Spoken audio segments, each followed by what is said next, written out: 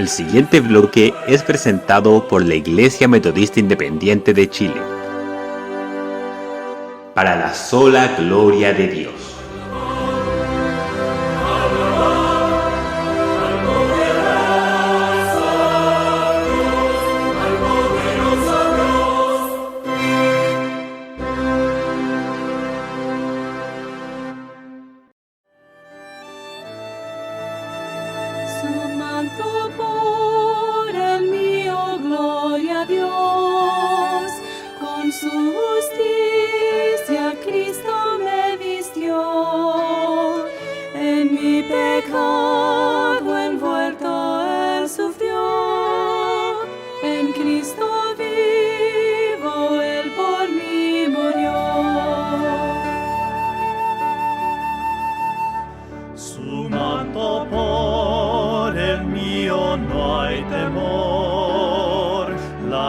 Jesús cumplió en mi favor.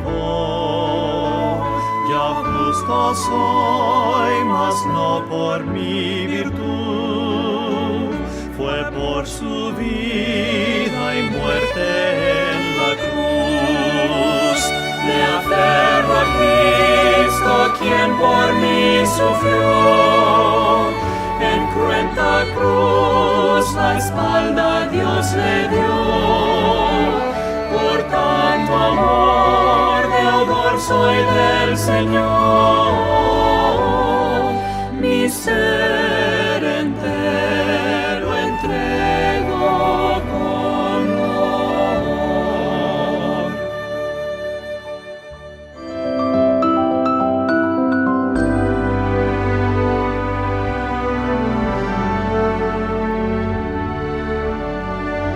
Porque hay un Dios, asimismo un mediador entre Dios y los hombres, Jesucristo hombre, el cual se dio a sí mismo en precio del rescate por todos.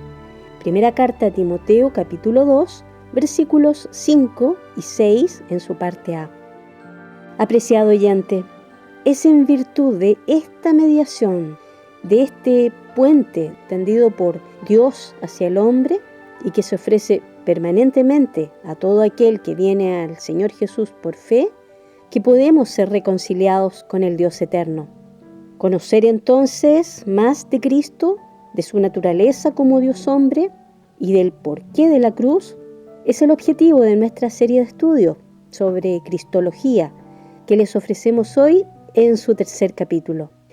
Es por ello que les invitamos por los próximos minutos a escuchar con atención, tomar sus apuntes también, si les es posible, y aplicar sobre todo sus conclusiones a su propia vida espiritual. Esta serie proseguirá en las siguientes ediciones de nuestro podcast, a las que les dejamos desde ya muy fraternalmente invitados. El Señor bendiga su vida.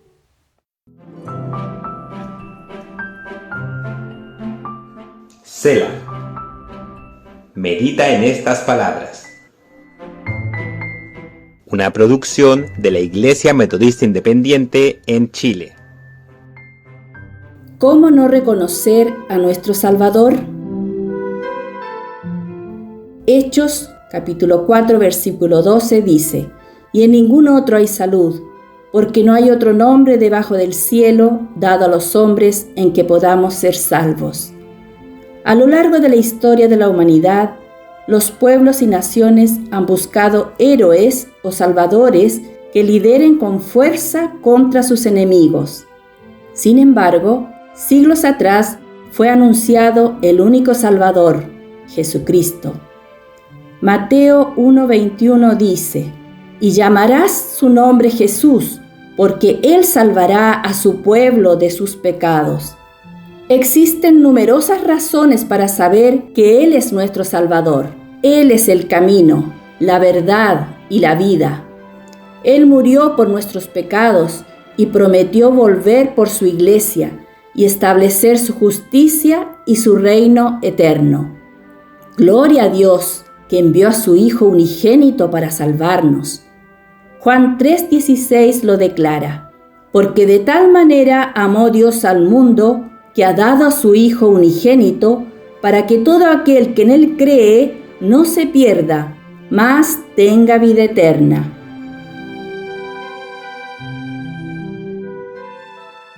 Es incomprensible que a pesar de las muchas e indubitables pruebas que las Sagradas Escrituras nos revelan, muchas personas aún no reconozcan ni crean en Jesucristo como su Salvador. Oremos. Padre nuestro, abre los ojos y sentidos del hombre que no puede ver y apreciar tus maravillas e inmensa obra de misericordia para cada uno de nosotros. En el nombre de Jesucristo. Amén. ¿Qué razones podrían existir para no creer en Jesucristo como nuestro Señor y Salvador? Ante su vida, obras, enseñanzas y amor demostrado en la cruz, cualquier objeción parece más una excusa que una razón válida.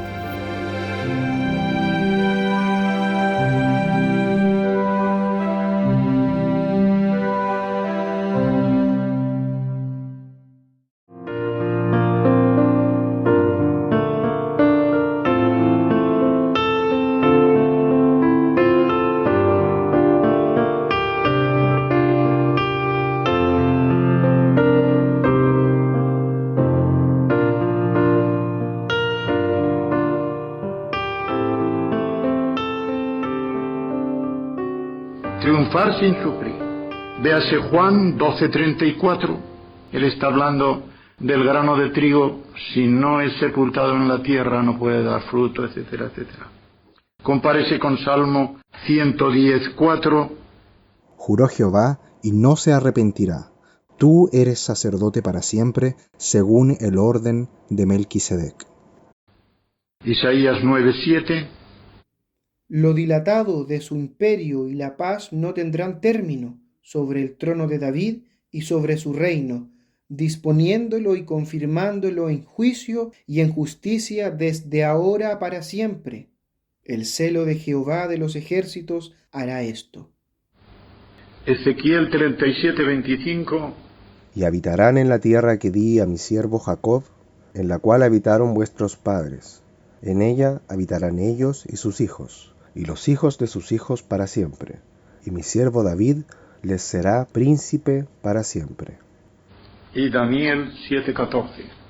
Y fuele dado señorío, y gloria, y reino, y todos los pueblos, naciones y lenguas le sirvieron. Su señorío, señorío eterno, que no será transitorio, y su reino que no se corromperá. También es de notar que Jesús, al identificarse con el Hijo del Hombre, habla siempre en tercera persona. No dice yo soy el Hijo del Hombre, cuando venga el Hijo del Hombre, como si fuera otro. Así hace un poco de evasiva y los trae a ellos, ¿qué? ¿Qué decís? Que soy el Hijo del Hombre. Y él se titula para sí el Hijo del Hombre, aunque hable en tercera persona. Lo hace para resaltar el contraste entre el estado de humillación en que se hallaba, primera persona, y la forma en que estaría en el estado de gloria en su segunda venida cuando tenga pleno cumplimiento la profecía de Daniel, tercera persona. Pero esa primera y tercera persona gramaticales se unen en uno, que bien claramente se decía cuando él dice en Lucas 19:10, porque el Hijo del Hombre ha venido a buscar y salvar lo perdido, claramente está aludiendo a él, porque había traído la salvación a la casa de Zaqueo. Y él lo dice, hoy ha entrado la salvación en esta casa, hoy ha llegado la salvación a esta casa.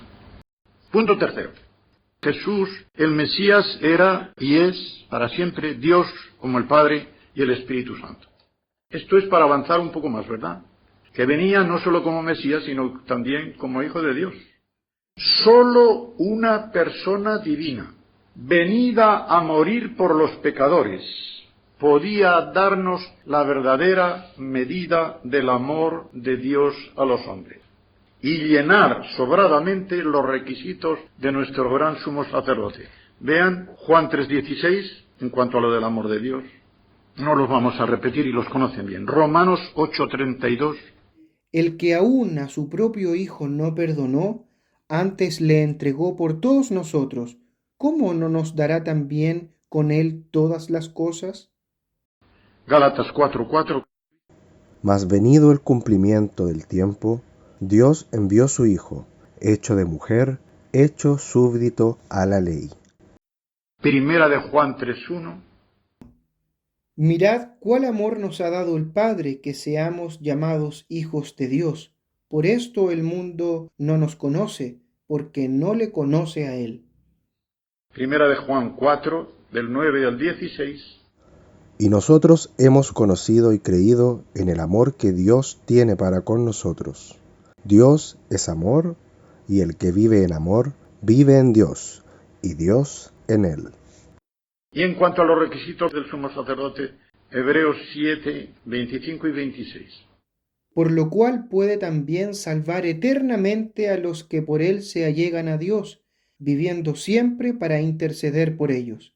Porque tal pontífice nos convenía, santo, inocente, limpio, apartado de los pecadores y hecho más sublime de los cielos. Una frase que yo he dicho mucho: el sufrimiento es el termómetro del amor. ¿En qué sentido? En que en la medida en que una persona está decidida a sufrir por mí, yo encuentro la temperatura del amor que me tiene. ¿Hasta dónde llega? ¿Qué es lo que esa persona te da sin pedirte? Me ha dado tanto, pero era para pedirme tanto, implícita o explícitamente. Ahora veamos, ¿qué es lo que dejó Dios sin darnos? Ahí está, sin darnos. Si el Mesías que vino a salvarnos hubiera sido un mero hombre, dotado con todos los dones del Espíritu Santo, inmaculado, santo, sin mancha y tal, pero no Dios, Dios se habría reservado algo sin darnos.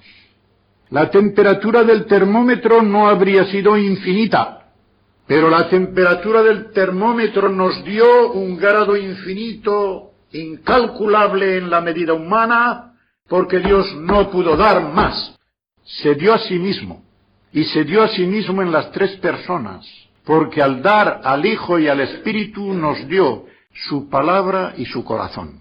Todo lo que Él es y tiene en el seno de la Trinidad fue para nosotros, y para demostrar qué calidad tenía ese amor hasta lo último del sufrimiento, porque no pudo sufrir más.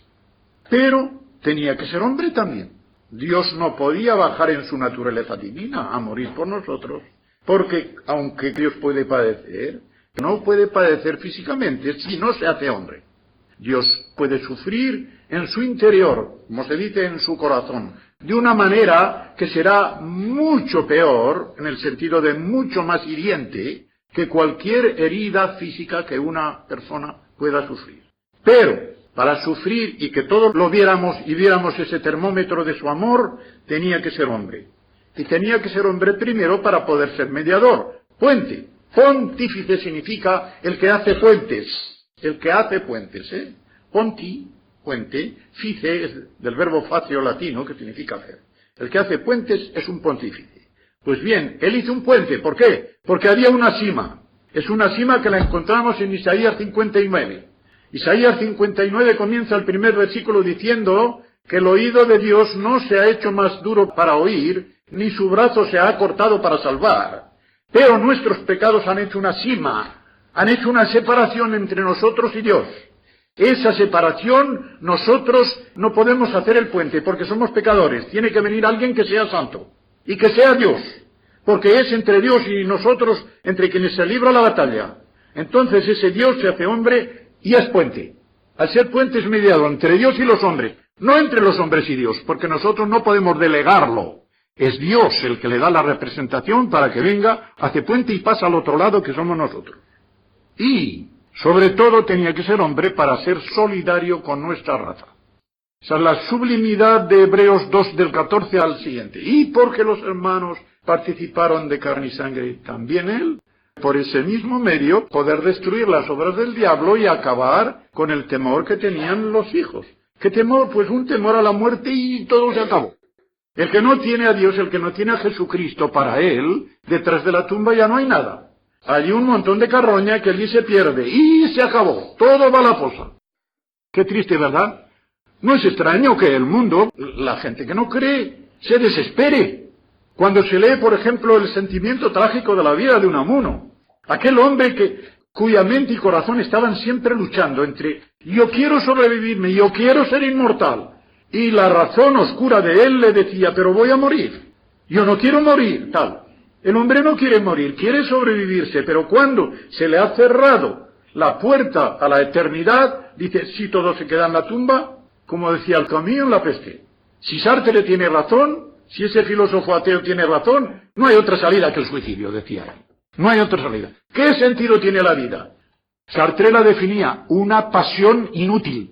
O sea, el hacer y agobiarse y tal por nada. Pues bien, tenía que ser solidario con nuestra raza porque de lo contrario no podía ser ni nuestro representante y menos aún nuestro sustituto. Su concepción, no su nacimiento. Véase Lucas 2:23, todo varón que abra la matriz. Su concepción fue virginal, es decir, sin obra de varón. Fue producida por el Espíritu Santo en cuanto obrero de la Trinidad. Cuidado, el Espíritu Santo no fue padre de Jesucristo. Porque hasta eso se oye, ¿eh? Jesucristo en cuanto hombre tuvo por madre a María, por padre, pues ¿quién lo hizo? El Espíritu Santo.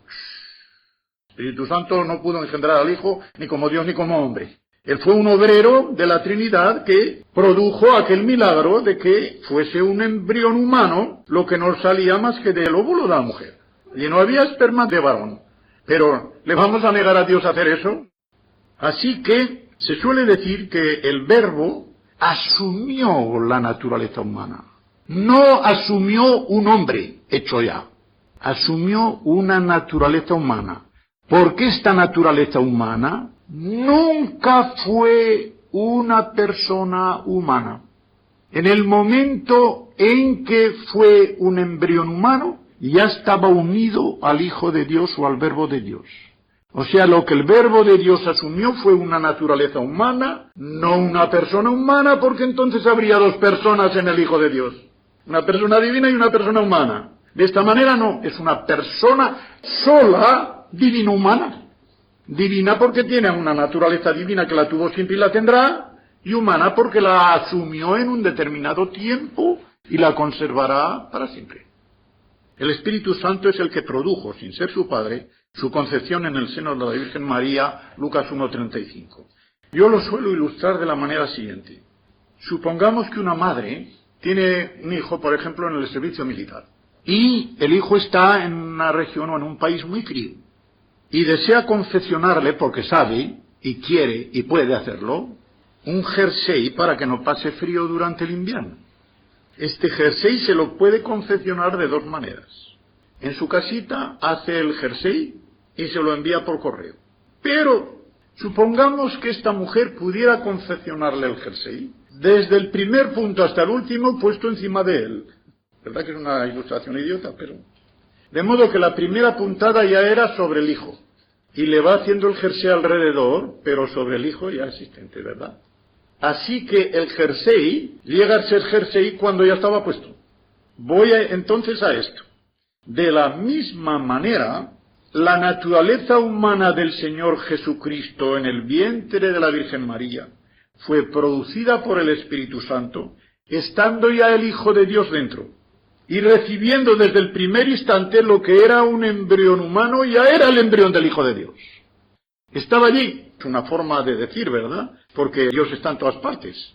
Precisamente porque está en todas partes el Hijo de Dios, que también estaba en el vientre de la Virgen María, había decidido asumir la naturaleza humana en aquel vientre y estaba recibiendo desde el primer momento que había allí embrión producido por el Espíritu Santo, del óvulo de la Virgen, del Hijo de Dios ya. Y ya de la sustancia de la Virgen iba produciéndose el aumento de ese feto, que luego habría de salir al exterior ya no virginalmente, pero lo que importaba era la concepción virginal, de modo que nunca hubiera un hombre, una persona humana, antes de que esa naturaleza humana fuera ya la del Hijo de Dios.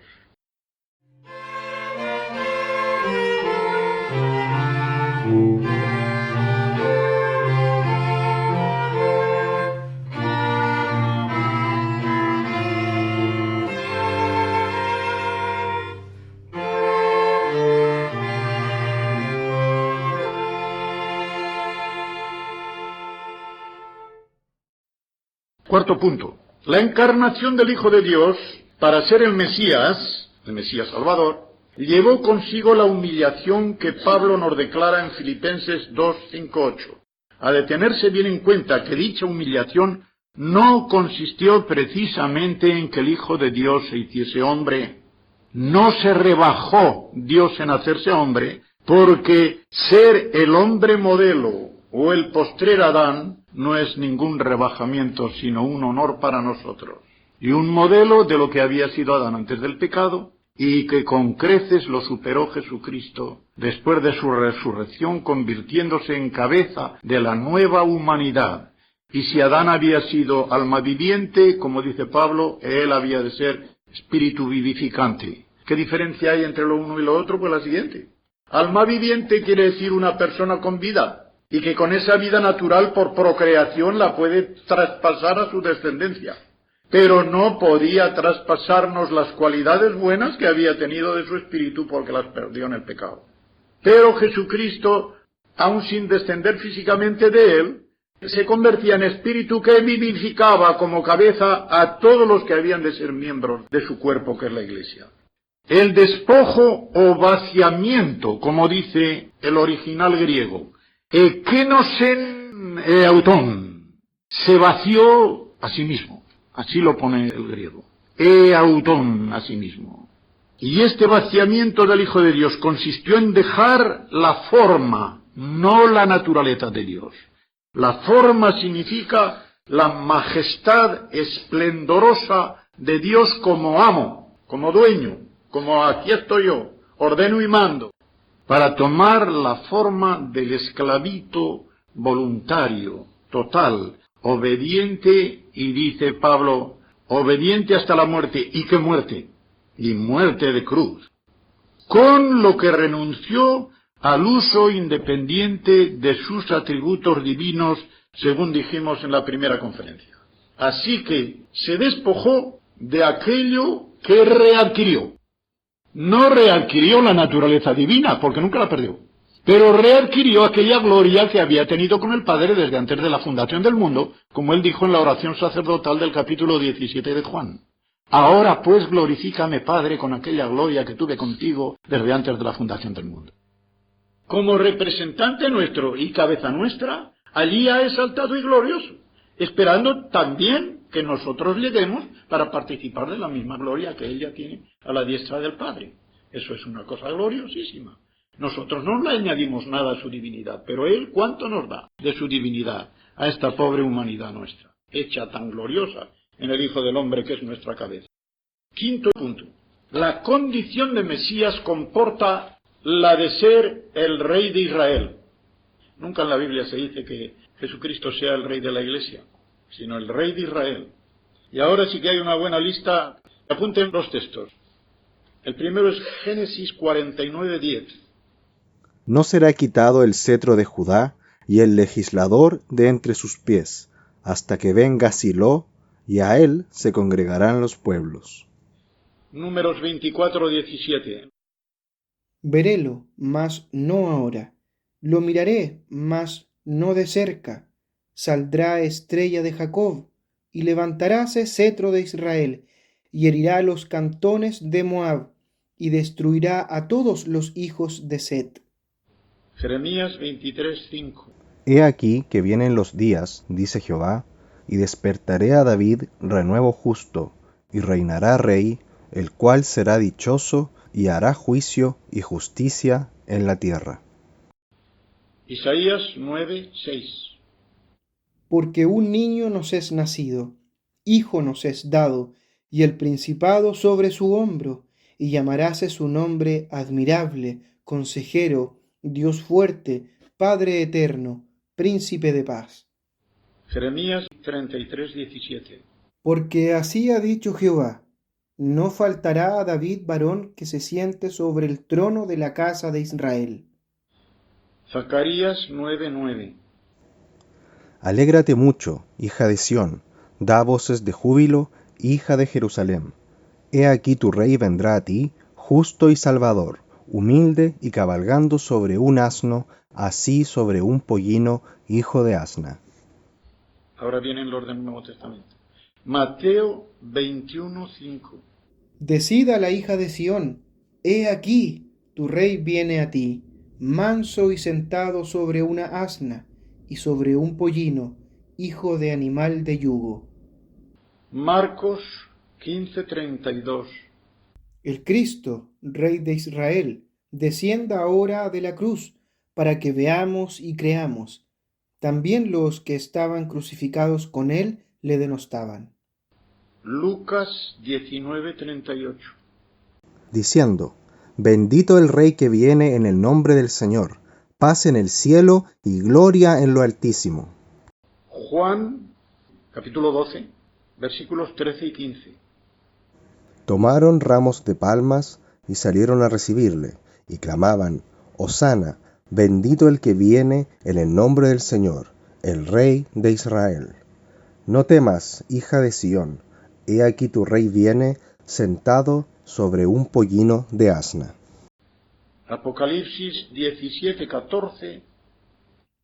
Ellos pelearán contra el Cordero, y el Cordero los vencerá, porque es el Señor de los señores, y el Rey de los reyes, y los que están con él son llamados y elegidos y fieles. Su manto por el mío él cambió, en su quebranto Dios se complació. La copa amarga el Salvador bebió, y el pecado ya desconquistó. Su manto por el mío gran dolor, al Hijo amado el Padre condenó. Por mi Jesús sufrió la maldición, por Cristo yo hoy gozo salvación. Me aferro a Cristo quien por mí sufrió, en cruenta cruz la espalda Dios le dio. Por tanto amor, de amor soy del Señor, mi ser entero entrego con amor. Mi ser entero entrego con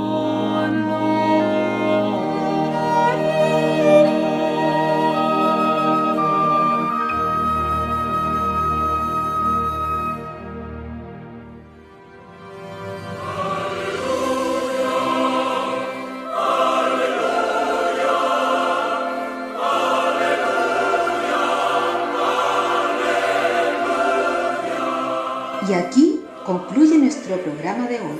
Los dejamos cordialmente invitados a nuestra próxima edición de Palabra Fiel, para ser más edificados, equipados y establecidos en la fe que es en Cristo Jesús, Señor nuestro.